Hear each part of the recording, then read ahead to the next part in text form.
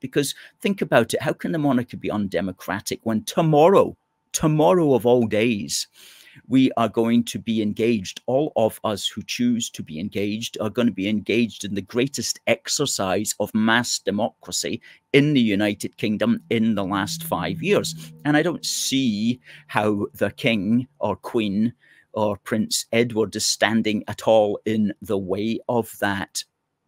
And so that's not the question, really. The question is, can the monarchy exist within a democratic society? And clearly it can. The monarchy is not incompatible with, and is indeed perfectly compatible with, the political system of voting, otherwise known as democracy.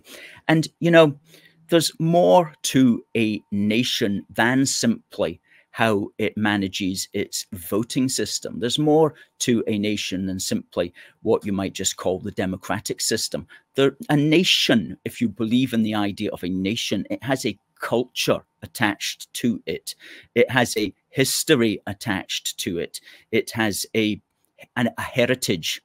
It has a constitution, a way of doing things, a political way of doing things. All of these things come together and they give the nation a personality, they give it a color, they lend to it pageantry, and they also connect the nation from what's happening in the now right back into what was happening in the past.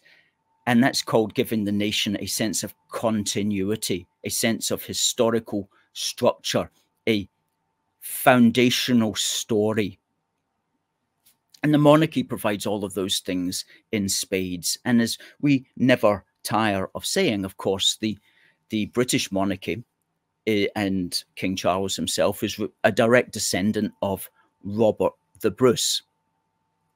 And the British monarchy that we have today came out of the Scottish monarchy, because back in 1603, when the English Queen Elizabeth I died without any children, the English needed a king or queen, and they cast about, and they found, of course, the ancestor, which was James VI, who was the king in Scotland, and he became also the King of England at the time. His mother, Mary, Queen of Scots, always believed herself to be the rightful Queen of England. And of course, Queen Elizabeth famously disagreed with that, and things were not to end well for Mary, Queen of Scots. But as we always say, in the fullness of time, her son did indeed inherit the English throne. And he was always very keen to call himself King of Great Britain, which is how he is styled in the King James Bible. King of Great Britain. That's why we always call him James VI of Great Britain, because that's how he liked to be styled, King of Great Britain, the sixth king in the territory, which by then had become the sixth James in the territory, which by then had become the realm of Great Britain. Just as Queen Elizabeth was the second Elizabeth in the territory, which by that time had become the realm of the United Kingdom. So that's just a little bit of backstory.